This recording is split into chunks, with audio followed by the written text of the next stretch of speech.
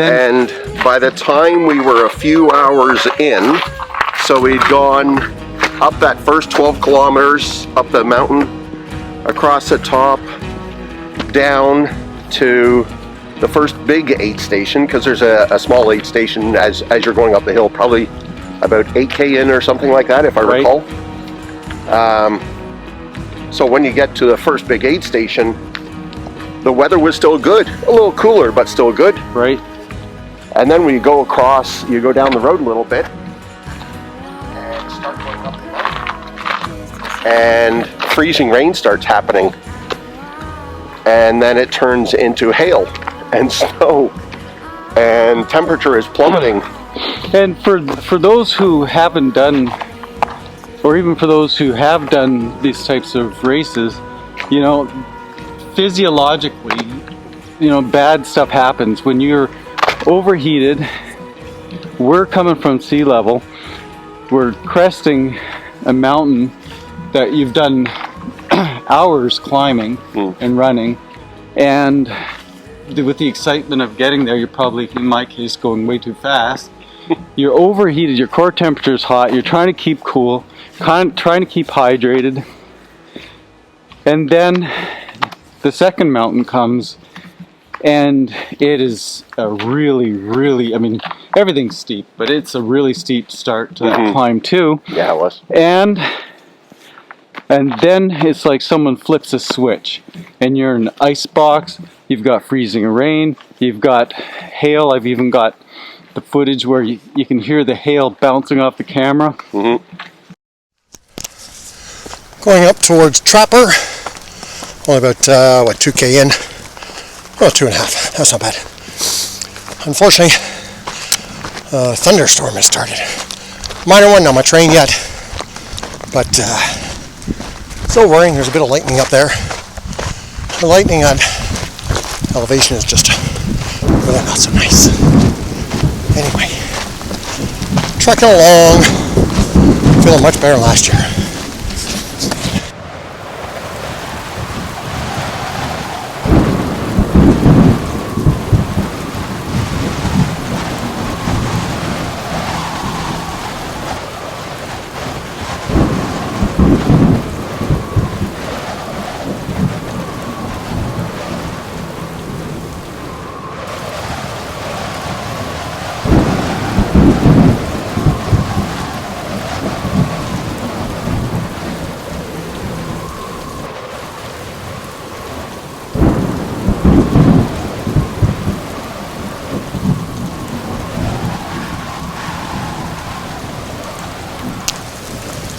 One of the little obstacles to get past.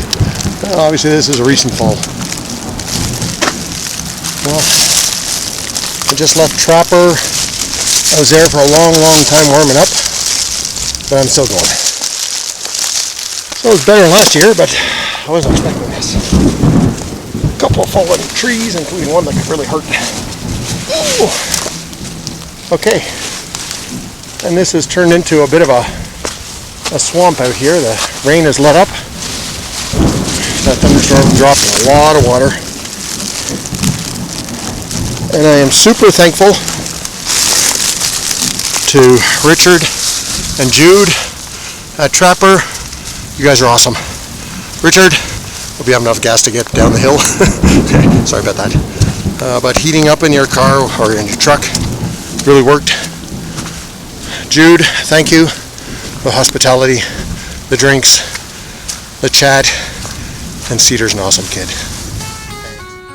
3,000 miles from home, trying to say that I will get there soon. 30 days I walk down this way, singing my madness to the moon. I met a cat on a tree, and it talked to me about things we don't see. I asked it, how do I know which is the right way to go to get me home? And it said, don't look for a reason, don't look for another way, 'cause anyway will get you And then, like for me, my teeth were chattering so hard I thought I was going to break them, right? Yeah. And for me, I didn't get to the point where you were because I was exposed at the top of the mountain and there was only one choice. You run off it or die, really. And but Tim had a little bit of a different experience because he was telling me yesterday that he got so hypothermic that he actually wanted to just lay down and let it run its course. Yeah, it was kind of interesting. Like going up the mountain, we were getting wet with this cold rain. Going across the top, trees started falling as well. Right. Do you remember that experience? That was kind of fun. Hello. Hello. So the trees were falling, and I heard one runner was a little ahead of me, probably 150, 200 meters ahead of me. And I heard a tree fall, and I was worried it sounded like about the same distance away. Right. So I picked it up to get to that tree to make sure the runner was ahead of me, that he was okay. And he was. It had fallen just behind him. Wow. So almost close enough that it brushed him, kind of thing. Right. But it was interesting. The challenge, and that's the one tree I think that I have footage of, is because it was a fresh fall, it was still a tree that had all the branches and everything else on it, so you had to basically crawl over it. That was hard on a cold, wet day to slow down in order to do that. And in addition, I didn't have quite the right clothing in my pack. I couldn't afford a lot of this stuff that would really have kept me warm and dry. Right. So I had what I could have. But running ahead, there were more trees falling down around all the time. The wind was picking up, so there was a question as to whether the race would actually be called off. Right. So you're thinking about that as you're up in the mountains and getting freezing cold. I got to another aid station, the second big aid station, and at that point I was so cold, chilled to the bone. They didn't have any more warm food left. All the runners in front of me had taken any of the warm food. Right. So I actually huddled in somebody's pickup truck for a long while. It must have been, I don't know how long it was, maybe at least half an hour, if not more. Right. Trying to get warm. They gave me a tarp to put over, but it wasn't great because it was quite heavy and it was a rubber tarp. Right. So it passed cold quite easily, but at least kept the wind off. And when I was going down the next mountain, I was getting very cold. And yes, I had started going hypothermic. I knew it was getting bad because I'd heard stories about how when people are in really rough shape, are definitely hypothermic, there's almost your body is shutting down, so there's almost a desire just to lie down and go to sleep, which is where a lot of people can die because they go to sleep and then freeze. Right. And I could feel that happening to me.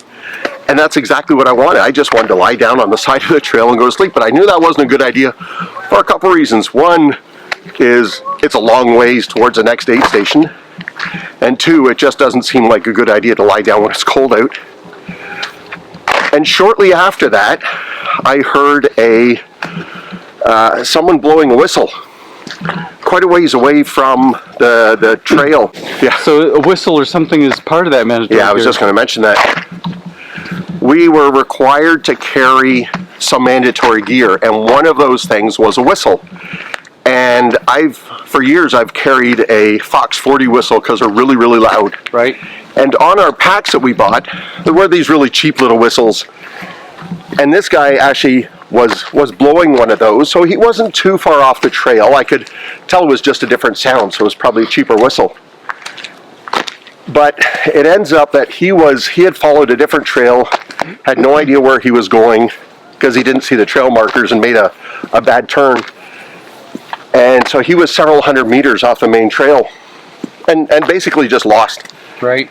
So he was doing the emergency whistle blast, the 3 blasts and pause and 3 blasts. And so I did the same thing in return. Started yelling for him, flashing my headlamp and handheld flashlight because it was quite late in the day, right, so that he could see that. So I was standing there trying to get this runner, And all this time, you're hypothermic and worried about your own. and all this time I'm freezing my butt off. And back then, because we were in good shape, we really didn't have much body fat.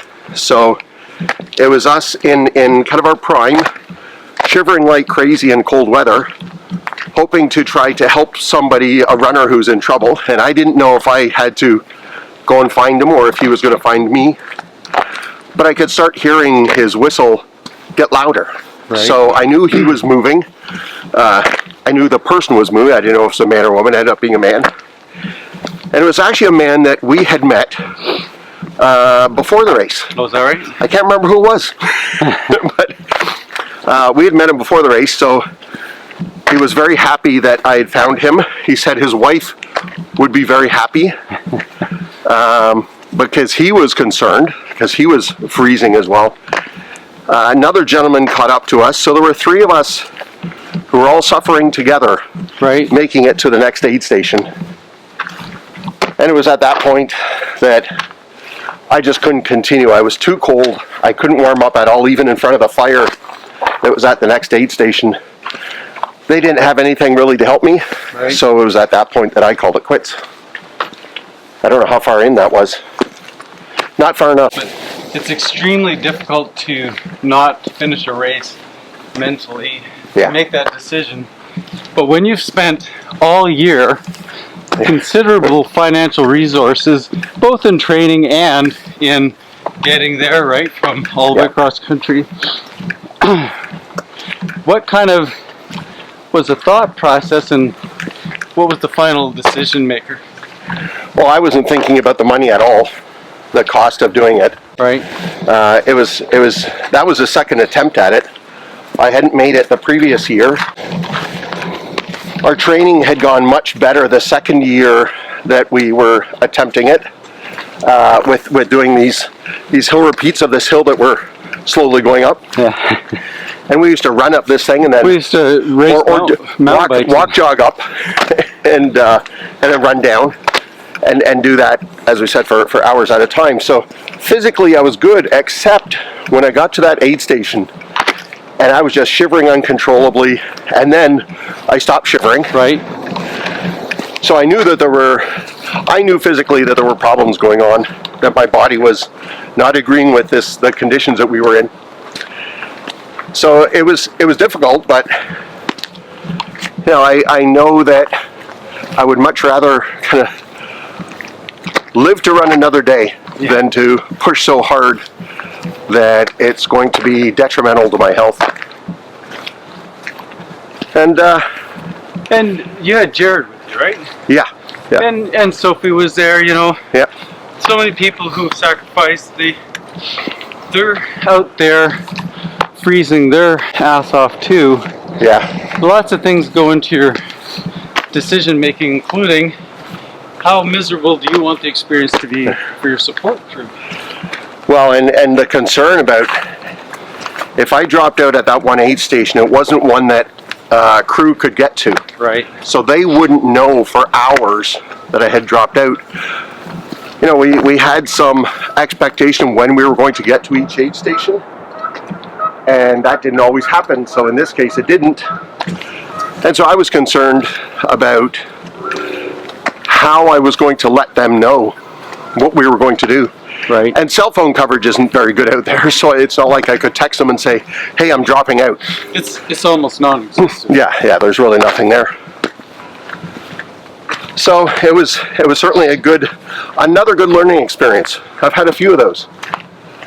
But I'm okay with that. I know they've all been good challenges and good experiences.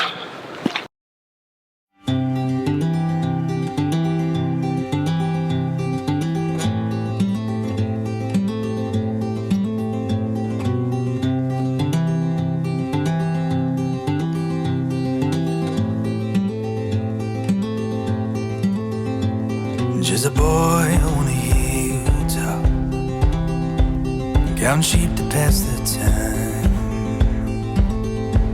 Found himself in a quandary, face to face with a lion.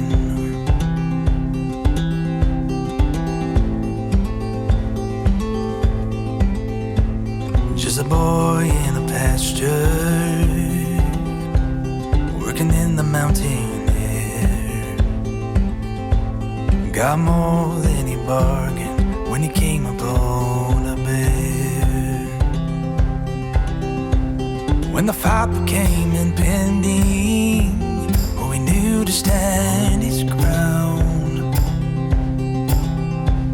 He could gaze upon his history, oh, see the victory in the ground. Every stone of his remembrance would let the record show. Just a boy with conviction is no match for a foe.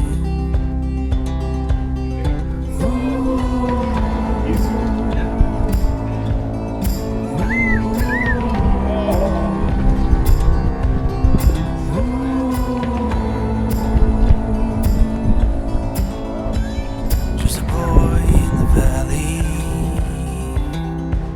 not much stronger than a sling.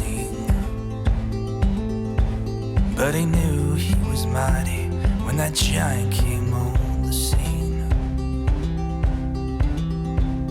When the fight became impending, oh, he knew to stand his ground.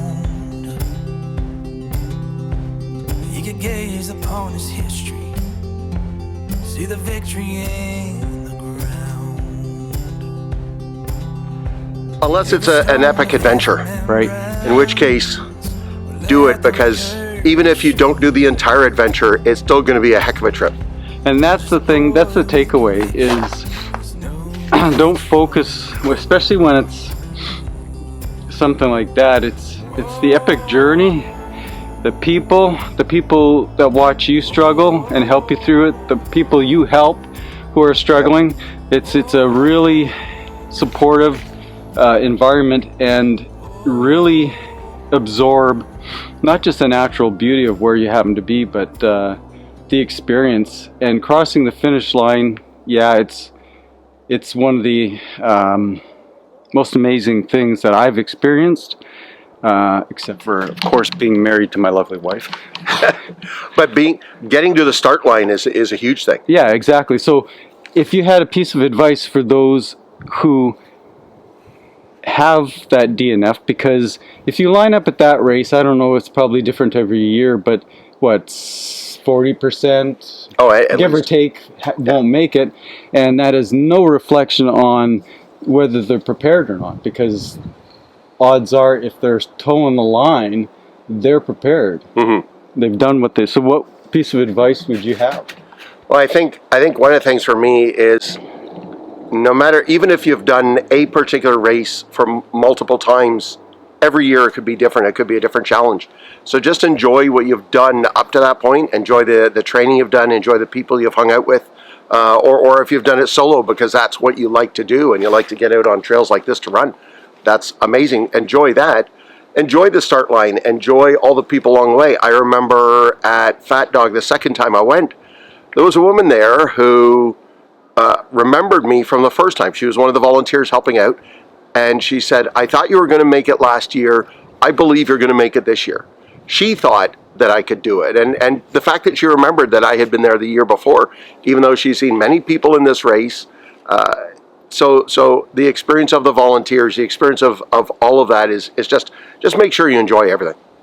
The finish line, absolutely, it's great, but it's the journey of getting to the race, of doing as much as you can in the race, pushing yourself as much as you can, and just learn from that for the next time. Yeah, and that's for any race. Oh yeah, Any race, it doesn't matter. yeah. But Whether it's your first 5K, whether it's a run around the block for the first time, or after recovering from an injury, just enjoy it all. The fact that we're still upright is a wonderful thing. what is ruin? So we're not out here to train for Fat Dog again, but it's possible that Ruin Ruin is hopefully happening this year.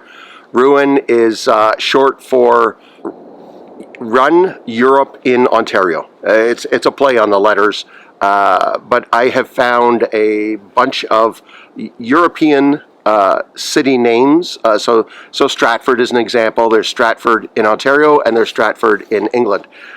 London is another good one. Dublin, Ontario is another name that, the city name is from a city in Europe. So I put together a race that covers that, and we're hoping to do that in late August. So that's the goal. And maybe a few people will join us for the run. What's the distance and time? That one is 400 kilometers roughly, and we're giving people 7 days to do it. There is no aid stations along the way. There's no official rest stops. You sleep where you need to. You drop in on whatever store you want to get food or drinks or anything else. You can drink from a creek if you want, whatever you need to do. But it's a matter of doing this 400-kilometer loop in 7 days. So maybe a parallel to, say, Canadian equivalent to Vol-State? It's a Canadian version of All-State, yeah. Right. Yeah. Or HOTS, for people who've run HOTS, which is Heart of the South. Both put on by an amazing race director who also does the Barkley Marathons. Mm-hmm. A wonderfully nutty guy, and we want to emulate him in Canada, and specifically in this race in Ontario. I'll walk all of the miles you want me to walk.